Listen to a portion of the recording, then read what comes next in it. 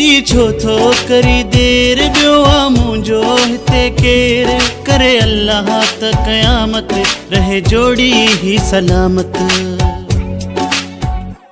एदी छो थो करी देर बियो आ मुंहिंजो हिते केर करे अल्लाह त क़यामत रहे जोड़ी ही सलामत। तुंहिंजो आया मिर भर आऊं सोहणा पंहिंजे वारनि जी मूं ते कर तूं छांव सोहणा पंहिंजे वारनि जी मूं ते कर तूं छांव सोहणा।